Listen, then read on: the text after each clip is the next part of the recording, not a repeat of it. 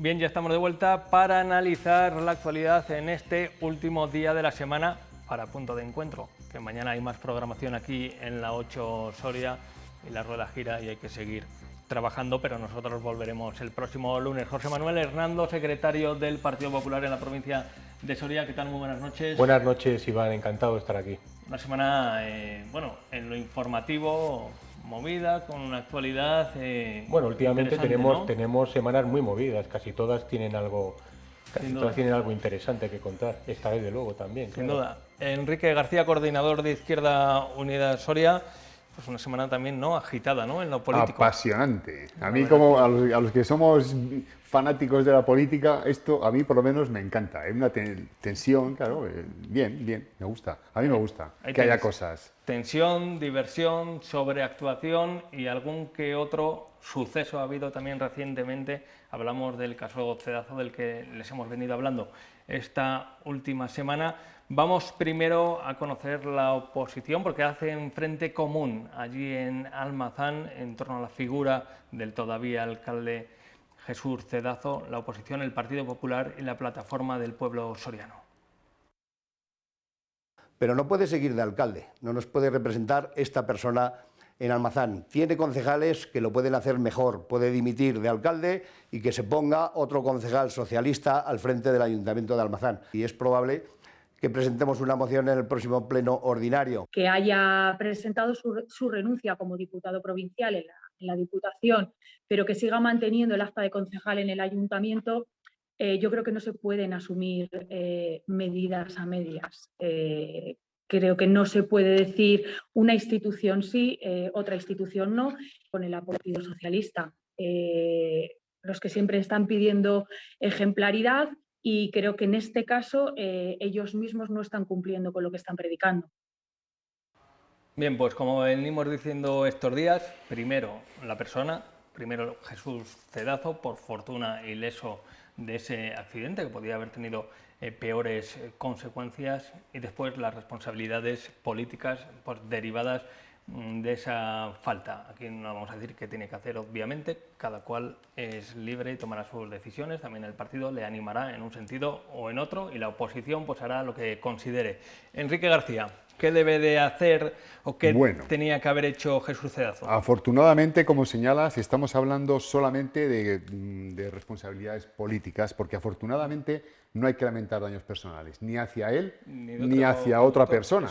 Ni hacia otra persona, porque es que la mayoría de los accidentes de circulación están provocados o por el alcohol o por las imprudencias provocadas por el manejo de dispositivos móviles, la inmensa mayoría. Y mueren unas 1000 y pico personas al año, y las que no mueren, hay muchas. Nos podemos ir al centro de parapléjicos de Toledo, en el que yo, vamos, me parece que hay muchas víctimas colaterales precisamente del exceso de alcohol al volante. Como ha dicho esta mujer, creo que era del Partido Popular, Mónica Machín, es un asunto de ejemplaridad pública. Yo personalmente pienso que es indiscutiblemente, tiene que dimitir porque ¿cómo va este hombre a decir a sus policías municipales que salgan a hacer pruebas de alcoholemia en Almazán? O sea, ha perdido todo el valor. Yo pienso que los políticos tenemos, aunque no seas alcalde, tenemos que dar ejemplo. Tenemos que dar ejemplo y, bueno, pues una buena razón, una buena opción sería esa. El tema de que haya dimitido de diputado provincial y ya haya pedido la baja del Partido Socialista, desde mi punto de vista, y creo que no voy muy desencaminado, es una componenda. ¿Para qué? Para no comprometer al PSOE. Yo, ¿qué le recomendaría? Porque claro, yo si tuviera un concejal, como coordinador de Izquierda Unida, o si tuviera una concejala o un concejal en Almazán, yo le hubiera llamado moción de censura. Moción de censura porque los otros 5 concejales y concejalas del PSOE tienen que retratarse. No puede ser que una persona se emborrache y sea un peligro público al volante. A mí me gusta tomarme unas cervezas, a mí me gusta, pero evidentemente no cojo el coche. Lo primero, por no matarme; lo segundo, por no matar a nadie; lo tercero, porque no me pillen y me echen del trabajo porque necesito el carnet de conducir; y lo cuarto, pues porque es que es un peligro, es que no se puede beber y conducir, es una cosa gravísima. Yo le pediría a los miembros del PSOE, que tan laxos están siendo con este asunto, que llamen a Pera Navarro y le pregunten, ¿qué podemos hacer con este hombre? Miren, en el 2008 yo era concejal en el Ayuntamiento de Soria y vino Pera Navarro, creo que a firmar un convenio de la DGT con el Ayuntamiento de Soria, que fue cuando pusimos el semáforo en la Cuesta Serena. Y a mí es que el tema del tráfico, de los accidentes de tráfico siempre me ha parecido una cosa gravísima, gravísima, con todos los respetos, el problema más grave del país, porque antaño cuando yo era más joven se morían 6.000 personas al año. Ahora afortunadamente mueren una sexta parte. Pero le cogí unas escaleras del ayuntamiento y le felicité porque me parecía que estaba haciendo una labor fabulosa de palo y de zanahoria, que es lo que hay que hacer. Sí, y una labor cuestionada, es un cargo nada agradecido, sino más bien todo lo Yo pienso que lo contrario, ¿no? Es cuestionada por los imprudentes que cometen barbaridades. La mayoría de las personas creo que les apoyamos. Es verdad que se mira mucho al bolsillo, a las multas, etcétera, etcétera, y se pone menos el foco en la reducción de accidentes. Lo que se puede arreglar con dinero lo pagas y mañana se ha olvidado. El problema es otra cosa, ¿eh? Eso es. La opinión de José Manuel Hernando, del Partido Popular. Bueno, en torno a Cedazo yo aplicaría la vieja máxima de la caridad cristiana: odia al pecado y compadece al pecador. Claro. Evidentemente, él sabe que se ha equivocado, ha cometido un error que además es muy reprochado socialmente, incluso penalmente. Digamos que ha pasado por los trámites que tienen que pasar cuando se produce un hecho de esta naturaleza. Es decir, ha sido enjuiciado, ha sido sentenciado, ha sido condenado, va a cumplir su sentencia y, en definitiva, la deuda social que pueda tener con nosotros es, lógicamente, la que va a enjuagar a través del cumplimiento de esta sentencia. Respecto a la situación política del señor Cedazo, pues yo creo que forma parte de la propia concepción que tenga alguien que tenga cada uno de su propia ética, de su propia responsabilidad política. Y es una cuestión en la que yo prefiero, respetando por supuesto el criterio que adopta la oposición en Almazán, sobre la que yo prefiero no juzgar. Yo no me siento capaz de juzgar a otra persona ni tampoco entrar en las percepciones personalísimas de lo que debe ser la ética y la responsabilidad política en ese punto. A mí lo que en toda esta cuestión me ha parecido particularmente impresentable ha sido la actitud del propio Partido Socialista. Antes ha puesto de manifiesto Enrique que todo ha sido una especie de componenda, en definitiva ha sido un pasteleo. Y a mí me agravia profundamente la actitud del Partido Socialista de Soria en esta materia. Recordemos el Partido Socialista que en asuntos semejantes, incluso menos graves que estos, pues ha salido como un inquisidor furioso con la antorcha en la mano, dispuesto a prender la hoguera. Ha habido una rueda de prensa del secretario general Luis Rey y del secretario de organización Javier Muñoz Expósito, que es un monumento al cinismo y a la hipocresía más absoluta. Porque básicamente lo que vienen a decir es que a ellos les corresponde únicamente enjuagar las responsabilidades orgánicas. Sobre la mesa se puso el nombre en esa rueda de prensa de Felipe Utrilla, también pendiente de una cuestión judicial. A eso iba, porque en esa mesa, después de entender que estaba absolutamente blanqueado el asunto y es una forma de blanquear un comportamiento reprochable y que solamente parece que deben existir responsabilidades políticas cuando se trata de los demás, salieron a la palestra dos nombres. Primero el de Benito Serrano, el que se ocuparon de criticar, teniendo en cuenta dos circunstancias. Primero, Benito Serrano, y no hablo de Benito Serrano como presidente de mi partido, y hablo del resto de las fuerzas políticas, han mantenido un exquisito silencio y respeto y una elegancia absoluta en todo este tema, porque todos conocíamos que el accidente había ocurrido, en qué circunstancias y qué es lo que había pasado. Sin embargo, se ha permitido que sea el propio señor Cedazo el que tome el primer paso y el que adopte las resoluciones que tiene por conveniente. Es decir, que por un lado, una exquisita elegancia por parte de Benito Serrano y por parte del resto de sus compañeros de corporación provincial. Pero es que además lo que al Partido Socialista le ha enfadado particularmente es que Benito Serrano utilizase para evaluar esta cuestión exactamente las mismas palabras, literalmente las mismas palabras que utilizó la vicesecretaria general del Partido Socialista de Castilla y León para evaluar la situación de un concejal del Partido Popular de Salamanca que cometió un hecho, yo diría, menos grave, porque no hubo ni fuga ni hubo accidente propiamente. Es decir, que el Partido Popular se limita a reproducir lo que el Partido Socialista dijo en su momento, de manera que pone de manifiesto no solamente la absoluta hipocresía y cinismo del Partido Socialista, sino además las ganas de embarrarlo todo, de embarrar siempre el patio, mezclando efectivamente el asunto de Cedazo con el asunto de Utrilla, que no tiene absolutamente nada que ver, porque Utrilla no ha sido ni enjuiciado, ni sentenciado, ni condenado. ¿En qué momento está el caso Utrilla? Pues que yo sepa, el caso Utrilla está sub judice, todavía no, que yo sepa, no ha comenzado el juicio oral, y por lo tanto, hasta donde yo conozco, evidentemente no soy quien para hablar de los asuntos del alcalde Medinaceli, pues está sujeto todavía a la tramitación judicial pertinente.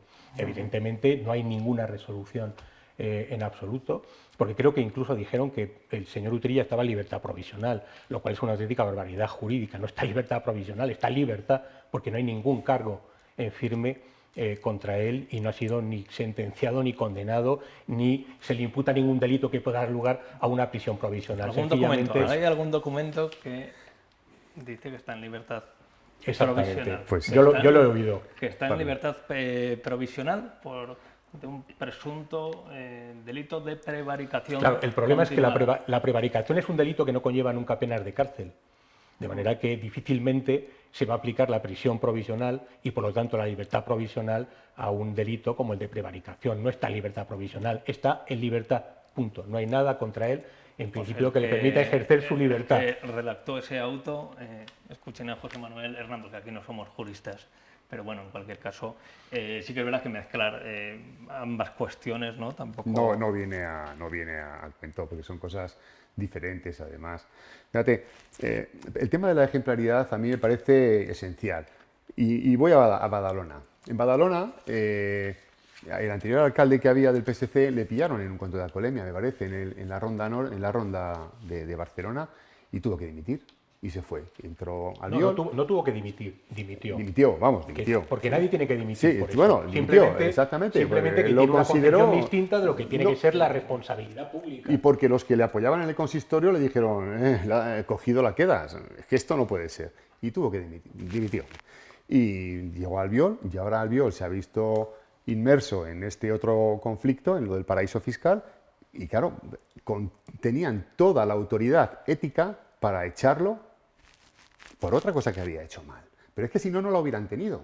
Es que el ser ejemplar, la ejemplaridad pública te da altura ética para luego actuar de la misma manera, cosa que el Partido Socialista ahora mismo no tiene, como no reacciona de alguna manera, porque, claro, no se puede medir el mismo acto por diferentes raseros. Eso no está se puede. claro, Enrique, pero yo creo que hay que poner un límite también a las exigencias o a los estándares de ejemplaridad. Evidentemente, yo creo que la ejemplaridad pública, sobre todo, tiene que predicarse del comportamiento público, de la conducta pública y política de la persona. Los comportamientos privados, aunque sean muy reprochables de todos los puntos de vista, tienen más que ver con la propia responsabilidad que con la obligación de ejemplaridad. Todos somos humanos y los políticos quizá son todavía más humanos que los demás, ¿no? Sí, pero claro, ahora entiendo esa laxitud del BP en algunas otras cosas. Creo que vamos a hablar luego alguna de otra. Hablo de una opinión absolutamente particular, y no se trata de laxitud, se trata de poner cada cosa en su sitio. Lo política en la política y lo particular y lo privado en lo particular y lo privado. Y lo extiendo también al señor Cedazo, que no tiene nada que ver con el Partido Popular. Bien, vámonos a otro escenario, concretamente la capital de España, el Congreso de los Diputados. Una medida, una unión de fuerzas. Apunten esta fecha, creo que estamos a 11 de noviembre, jueves 11 de noviembre, porque el Partido Popular y también el Gobierno, no todos, se han puesto de acuerdo para renovar el Tribunal de Cuentas, elegir a los magistrados del Tribunal Constitucional, también al Defensor del Pueblo, sin que sirva de precedente, pues han votado juntos, pero con polémica. Vamos a escuchar a algunos de los protagonistas. El Partido Popular, con las designaciones que ha hecho, desde luego está poniendo en riesgo la presunta independencia que debe de regir en todos los órganos de nuestro país. Somos un partido responsable y respetuoso. Respetamos los acuerdos y somos responsables para ejercer la disciplina del grupo cuando se decide por parte de la dirección. Doy la bienvenida a gente valiente como Don Elorza. Bien, escuchábamos a Gabriel Rufián, que decía ole por Odón Elorza, que ha sido uno de los que se ha bajado de esta votación. Se viene diciendo que hay quien ha votado con los dedos en la nariz, que se han tragado un sapo. Decía no con la cabeza José Manuel Hernando al escuchar a Yolanda Díaz, y todo viene sobre todo por el nombramiento de Arnaldo como magistrado del Tribunal Constitucional. En cualquier caso, creo que han sido dos integrantes de Unidas Podemos que no han votado en contra, algunos del Partido Socialista, como Odón Elorza. Un acuerdo, la verdad, que no ha contado con la unanimidad del resto de partidos, ¿no? Bueno, es que los ha contado con la mayoría cualificada que exige la Constitución, que la de 3/5 del Congreso y 3/5 del Senado, porque lo que el constituyente quería era precisamente que, igual que la Constitución era fruto del consenso político, los magistrados encargados de defender la Constitución también fuesen fruto del consenso político. De Odón Elorza yo creo que podríamos dedicar una tertulia completa en otra ocasión. Yo tendría mucho que decir sobre Odón Elorza como miembro del Partido Popular y como español y como ciudadano de este país. Hay muchas cosas que hablar de Odón Elorza. Lo que yo creo que donde tenemos que poner el punto en este caso es en la absolutamente ridícula actuación o sobreactuación o hiperventilación del Partido Socialista en torno al señor Enrique Arnaldo, que es un jurista de reconocidísimo prestigio, que lo ha sido toda la vida y que puede tener los vínculos que quieran que se tengan, porque básicamente en el Tribunal Constitucional recordemos que hay un magistrado, por ejemplo, el señor Cándido Conde Pumpido, que fue magistrado del Tribunal Constitucional justo después de dejar de ser fiscal general del Estado en el gobierno de Zapatero.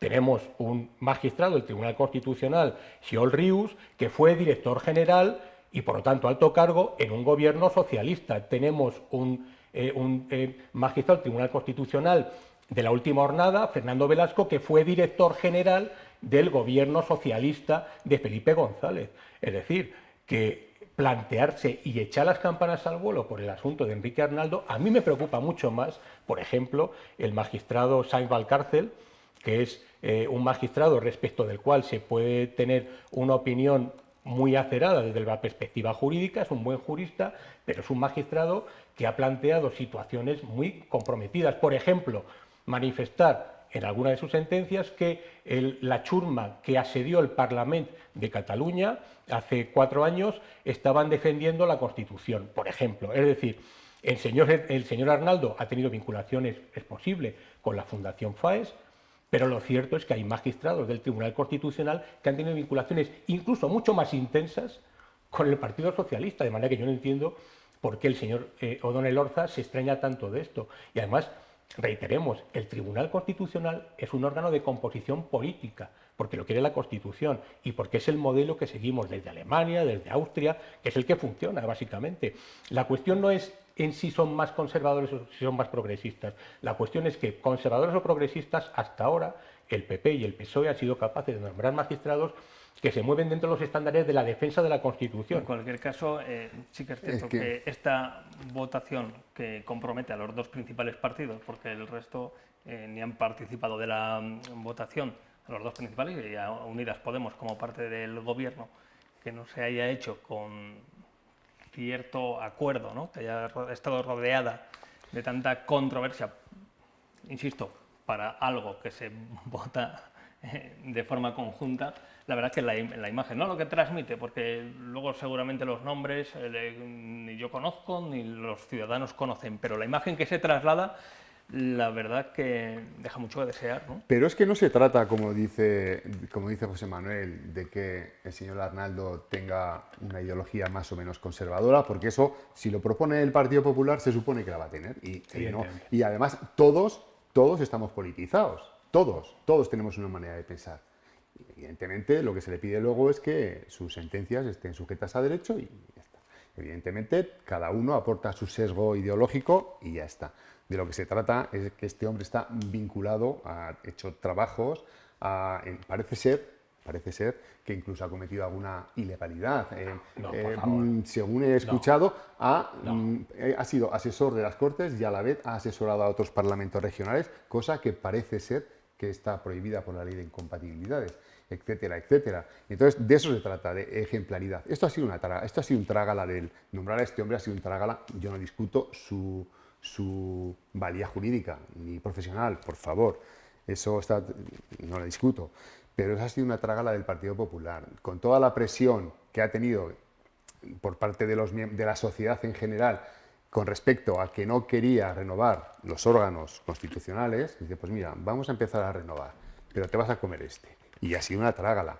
Y ha sido querer poner de una manera intencionada en un compromiso, metiendo... Porque si hubiera puesto a otros... Porque está esta otra mujer, Concepción Espejel, me parece que se llama, que también, bueno, pues es muy afín al PP, ha tenido alguna sentencia también conflictiva, pero bueno, a fin de cuentas, pero el problema es este hombre. Enrique. Y ha sido una trágala, perdona, y además, yo no sé lo que hubiera votado si yo fuera diputado de Unidas Podemos, ¿no? No sé, probablemente... Hubiera asumido la disciplina de voto. A mí lo que no me parece bien es lo de la nariz tapada. O votas sí o votas no. A mí no me vengas con cosas melifluas porque eso sí que no, desde mi punto de vista, no sirve. Exactamente. O votas o no votas, pero no me vengas con... Y yo supongo que hubiera asumido la disciplina de grupo, pero lo que no me parece bien, además de que se tienen que tragar este sapo que le llaman, es que no haya ningún compromiso sobre el Consejo General del Poder Judicial, que es el máximo órgano y el más importante que hay que renovar. Todavía están ahí. Entonces, es lo que me parece, que es una trágala del PP que, bueno... Pues yo creo que no es una trágala del PP. El PP ha elegido a dos personas que cree idóneas y el PSOE ha montado un escándalo en torno a ello. Cuando el PSOE ha propuesto en muchas ocasiones gente que tenía vinculaciones mucho más profundas, mucho más intensas con el Partido Socialista, cuya imparcialidad estaba mucho más en entredicho que el del señor Arnaldo, y sin embargo, como hemos dicho, esto es un pacto, evidentemente cada uno tiene que votar a personas en las que no cree, pero es un pacto, digamos, de caballeros, o debería serlo. El Partido Socialista, como siempre, trata de echar lodo sobre los acuerdos y sobre las instituciones para tratar precisamente de privarles de la importancia y de la relevancia que realmente tienen. Y a mí me parece que la actuación de don Elorza ha sido muy criticable. No ya desde el punto de vista de la disciplina del grupo, a la que tiene que someterse, igual que el resto de los diputados respecto a sus grupos políticos, sino sobre todo desde la perspectiva de la lealtad institucional, que es algo en lo que el Partido Socialista falla y lleva fallando en los últimos años vez tras vez. No se puede esperar del Partido Socialista ninguna lealtad institucional. Ha manchado un nombramiento que en principio tendría que ser absolutamente inmaculado. Y lo ha hecho, creo que injustamente, porque como digo, si es criticable Enrique Arnaldo, que no ha cometido ninguna ilegalidad, porque las ilegalidades se cometen y se resuelven en los órganos pertinentes, pero a mí me parece, por ejemplo, mucho más peligroso el señor Sáenz Valcárcel, cuyas sentencias a mí me parece que rozan lo constitucional en algún caso. En cualquier caso, para que veamos lo poco que le importa al PP el buen funcionamiento de la justicia y de la democracia, el hecho de que este hombre esté en el Tribunal Constitucional va a ser motivo de conflicto porque va a haber muchas recusaciones. Va a haber muchas recusaciones. No, bueno, sobre eso ya ha fallado el Tribunal Constitucional. Si el Tribunal Constitucional admitiese las recusaciones como tal, el señor Conde Pumpido no podría haber participado en el 90% de las grandes sentencias del Tribunal Constitucional de la última década, como ha hecho. Por ejemplo, las del estado de alarma. ¿Por qué? Porque el estado de alarma fue declarado por un gobierno del que él mismo formó parte en su momento. No formó parte de este gobierno. Bueno, formó parte del gobierno del Partido Socialista. Bueno, pero no de este gobierno. Bueno, es que el señor Arnaldo no ha formado parte de ningún gobierno. Es que no es lo que se está juzgando, la adscripción ideológica. No, se está juzgando al magistrado propuesto por el Partido Popular, sí. Y se está haciendo la vista ciega sobre el resto de los miembros del Tribunal Constitucional que han tenido relaciones con el Partido Socialista. A mí lo que me parece es que se trata de una discusión absolutamente forzada para tratar, como reitero, de quitar relevancia, de privar de relevancia y de importancia al Tribunal Constitucional de cara a las sentencias que probablemente vendrán en el futuro. Bien, pues así están las cosas en esta mesa. Imaginen cómo están las cosas en el Congreso de los Diputados, dentro incluso de algunos partidos, sobre todo de parte del Gobierno, con algunos que, según comentábamos, no han tenido que tragar sapos o ir a votar con los dedos en la nariz, que ya es triste al final. Eso está lo que hay que oír. Eso a mí me parece que está fuera de con ruedas de molino, porque al final... Que un diputado del Partido Socialista diga que vota algo con los dedos en la nariz me parece bastante triste. Que además que no lo ha votado, porque creo que ha votado, no sé si se ha hecho público, Creo que ha votado no, don Elorza. Bueno, no se ha hecho público, lo que sabemos es el número de votos, y evidentemente faltan votos ahí. Sí. faltan Claro. votos. Sin duda, sí, hay gente que ha roto la disciplina del partido, que al final, oye, cada uno con su acta de diputado puede votar Exactamente. libremente, Sí, sí, ¿no? sí, También. Exactamente, así es. Y luego, Así es. luego ya la sobreactuación, la queja y demás. Pues Está se bien va. que de vez en cuando se rompa Pero la reitero, disciplina. algún día tendríamos que hablar sobre el pasado de O'Donnell Orza. Bueno, que tampoco es muy cercano aquí a la provincia de Soria, ya nos alejamos bastante Bueno, yéndonos a Madrid. nada de lo que ocurra en España nos es ajeno, supongo. Y antes de que nos apaguen las luces, se habla mucho en los últimos días, yo creo que fruto de la histeria colectiva, tal vez porque la actualidad, aunque es movida, nos aburre bastante y andamos todos entretenidos con lo que puede pasar, algunos incluso, pues yendo a ferreterías a comprar linternas, camping gas, etcétera, etcétera. Que oye, bravo por los de las ferreterías, que les vendrá bien también este exactamente. negocio, que siempre hay alguien que Está al bien. final...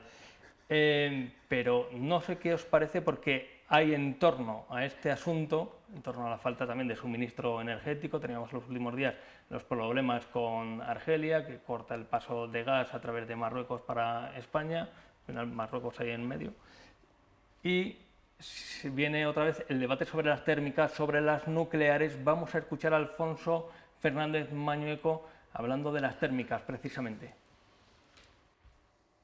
El cierre precipitado de las minas y de las térmicas en nuestro país y muy especialmente en León y en Palencia ha puesto, y vuelvo a insistir, un triple error del Gobierno de España. Hemos perdido empleo y población, hemos perdido fondos europeos para la transición energética y también se ha provocado o ha contribuido a la provocación de la subida de la tarifa de la luz. Bien, pues la valoración de Alfonso Fernández Mañueco. Vosotros no estáis histéricos en cualquier caso ante un posible apagón y nada de eso, ¿no? No, no va a haber, tranquilos. no va a haber apagón. No va a haber, ¿no? No va a haber apagón. Hay que estar avisados, pero no histéricos, y probablemente no vaya a haber un apagón. Efectivamente, hay sobrados recursos para mantener la energía, pero sí que es cierto que hay un verdadero problema. ¿Y un verdadero qué problema. os parecen estas declaraciones de Alfonso Fernández Mañueco, que echa la vista atrás y bueno, lamenta el cierre de las térmicas, la minería, el Hombre, carbón? lo que Alfonso Fernández Mañueco pone de manifiesto es algo que yo creo que muchos pensamos, que en este país hemos pasado del todo a la nada o de la nada al todo, en función de la llamada transición ecológica, ¿no? Hemos pasado de no tener prácticamente ninguna energía o muy poca procedente de recursos renovables a tratar de lograr la máxima capacidad a partir de energías renovables, pero el problema de energías renovables es que son caras y no son eficientes con la tecnología actual. Hemos renegado de la energía nuclear y yo creo que hemos cometido un error en la precipitación y lo estamos sufriendo ahora. El otro día me enteré precisamente de que la Unión Europea ha vuelto a incorporar la energía nuclear dentro de la transición ecológica o transición verde, es decir, dentro de las energías verdes. Y quizá el problema que hemos tenido en España no es tanto nuclear sí, nuclear no, térmicas sí, térmicas no, sino la absoluta falta de un análisis crítico, objetivo y realista sobre nuestras posibilidades, nuestros recursos y nuestro futuro energético. Ya que sacas el asunto de las nucleares y antes de que Enrique García dé la réplica a estas declaraciones, vamos a ver una noticia sobre lo que es tendencia en Francia, que es el regreso a las nucleares. Francia cambia de rumbo y volverá a construir reactores nucleares. Pour garantir l'indépendance énergétique de la France, pour garantir l'approvisionnement électrique de notre pays. Mientras España se acerca al apagón nuclear. Después del cese de Garoña y Zorita, las 7 que todavía funcionan tienen los días contados. La primera será la de Almaraz 1 en 2027 y acabará el proceso Trillo en 2035. Aquí se apuesta por prorrogar antes de construir nuevas. Los materiales se ha demostrado que pueden todavía aguantar su operación sin ningún problema de seguridad durante otros 20 años más. Estos 7 reactores producen más del 20% de nuestra energía eléctrica. Defienden su papel en la transición energética. La energía nuclear ha evitado cantidad de emisiones de CO2 y, por tanto, es una de las energías que hay que contemplar en el mix energético para tener esa transición a la descarbonización. Y en cuanto a los residuos, no emiten CO2, son fácilmente controlables y además las decisiones y las formas de cómo se están gestionando en España permiten que no haya ningún riesgo de cara a la población. Las centrales nucleares son nuestra principal fuente de producción eléctrica. Bien, pues yo no sé, Enrique García, Izquierda Unida, que tiene siempre esa inspiración verde, Sí, ecológica. Yo no sé si al ver esta noticia se le ponen los pelos de punta. Con respecto a lo que dice Emmanuel Macron, yo diría una cosa: están en campaña electoral. Ahora son las elecciones a la presidencia de Francia y Emmanuel Macron tiene que hacer su campaña. En una época en la que la energía se está encareciendo, pues ha tirado de energías nucleares. Dudo mucho, porque la conciencia ecológica de los franceses yo pienso que es todavía mayor que la que está empezando a florecer en España. El tema de las energías renovables no es que lo diga ni Izquierda Unida, ni el PSOE, ni el PP, ni nada, es que lo dice el mundo. Es que si no, nos quedamos sin mundo, hay que ir hacia eso. O sea, y creo que estamos de acuerdo. Por lo que te entiendo, tu postura política es que hemos caminado demasiado deprisa hacia ello. Bueno, lo que decía este experto, hombre, evidentemente la energía nuclear dice que no emite CO2, pero es que cuando estaban en boga las energías nucleares no se conocía la manera de conseguir energía por medios alternativos como es la energía eólica, la solar, o estaba muy poco desarrollada. La energía nuclear tiene un problema que está sin resolver, gravísimo. Es que el problema de la energía nuclear es de salud, no es de CO2, es de salud y de seguridad sanitaria, epidémica y de todos los tipos. Y el problema que tenemos con la energía nuclear es que no sabemos qué hacer con los residuos. No está resuelto qué hacer con los residuos. Tardan cientos de años o miles de años, ¿no? una barbaridad en deshacerse. ¿No? Es más cara, por cierto. Es más cara la energía nuclear que las energías renovables, bastante más. Macron, de todas formas, yo no creo que su discurso obedezca a que esté en campaña electoral, todo lo contrario, porque el discurso que ha hecho Macron es un discurso profundamente impopular en Francia. Sí. Es un discurso profundamente impopular y, por lo tanto, profundamente valiente. Y, sobre todo, yo creo que Macron ha hecho lo que en España tenemos que hacer de una vez, que es plantearnos seriamente la capacidad que tenemos para generar energía para el futuro. Es cierto que las energías renovables son las más limpias, sin duda, pero también generan muchos problemas. De hecho, en Soria, por ejemplo, los parques, yo diría que prácticamente todos los parques eólicos han sido recurridos, impugnados ante los tribunales por los ecologistas. Yo diría que prácticamente todos. Es decir, también generan problemas claros. Sobre la energía nuclear, en Francia, que es la que más depende de la energía nuclear, es el país de la Unión Europea que menos contamina en la fase de generación de energía. La segunda es Suecia, que también tiene energía nuclear.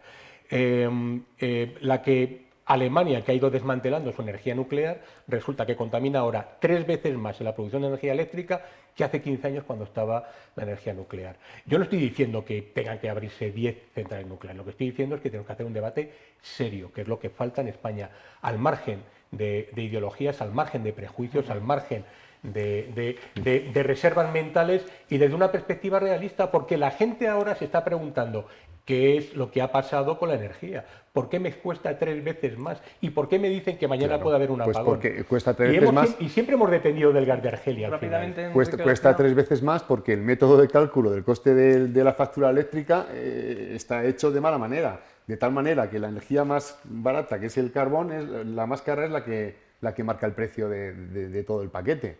¿Y por qué dependemos de Argelia? Pues porque ha cortado el gasoducto que viene de Marruecos. Bueno, dependíamos antes de Argelia, ahora dependemos más. Pero mira, escuché ayer rápidamente a un ingeniero en un programa de televisión que venía a decir que con las centrales hidráulicas que hay en España dan energía suficiente para nuestro consumo, 1. Y 2, que con la superficie de la provincia de Cuenca, como fuente de energía solar, produciríamos también para todo el resto del país. Bien, o sea, que no se preocupen que no va a haber apagón, no compañeros. Va a haber apagón. Tenemos tiempo para conocer la opinión de un negocio de la capital soriana. Nuestra compañera Irene Rodríguez se ha acercado hasta una ferretería. Queremos saber qué ambiente, cómo están llevando estos días con la espada de Damocles del apagón en la cabeza. A ver, ¿qué nos han contado?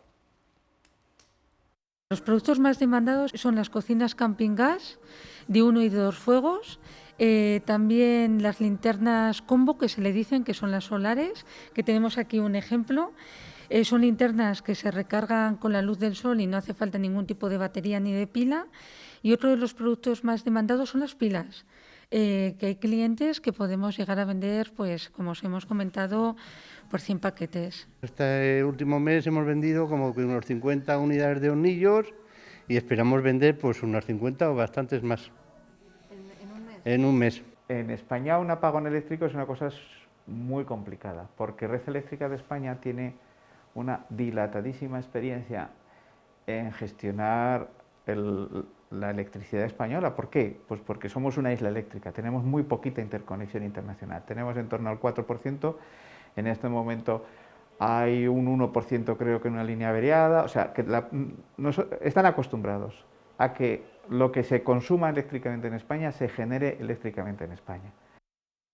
Bien, pues hemos podido conocer la opinión del día a día de los ferreteros y también la de Javier Gracia, que es muy tranquilizadora, que sabe mucho sobre energías renovables, etcétera, etcétera, etcétera. Pero por si acaso nosotros, antes de que nos cierren, nos vamos a ir a por unas pilas, ¿no? Que me parece que les faltaban ya. José Manuel Hernando, muchísimas gracias por estar esta noche de jueves. Un placer, como siempre, Iván. Enrique García, muchísimas gracias. A vosotros. Y nosotros lo dejamos aquí, ya lo saben, volvemos el próximo lunes a partir de las 11 de la noche en punto de encuentro. Sean felices.